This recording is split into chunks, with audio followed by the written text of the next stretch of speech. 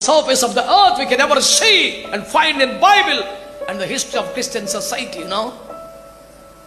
ఏం బేభత్సమైన కార్యం అంటే ఇది.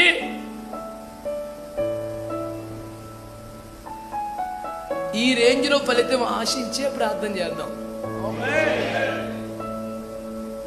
తూతు మంత్రం తుమ్మక మంత్రం చెట్టు మీద దయ్యం నాకేం భయం అన్న బాబుతో ఉండకూడదు. పని చేసామంటే దేవునికి స్తోత్రం కలుగునగా నామకార్థంగా మొక్కుబడిగా సర్లేండి. మరి ఏం చేద్దాం? ఇక అన్నగారు మరి ఎందుకు ఆశపడ్డాడు, మరి ఆయన మీద అభిమానులు మరి జాగ్రత్తగా లాగాలి. ఎవరు ఎట్టగలదు? సాతాను సామ్రాజ్యమును పెళ్ళగించి బలమైన దేవుడు రాజ్య స్థాపన. ఐగుప్తు దేశం ఖాళీ అయిపోయింది. దేశం ఇప్పుడు చెప్పనా, పనిచేసే జనం లేదు ఐగుప్తులో. పోనీ ఎవడు తన చేయించుకుందామంటే ఎవడి ఒంటి మీద బంగారం లేదు.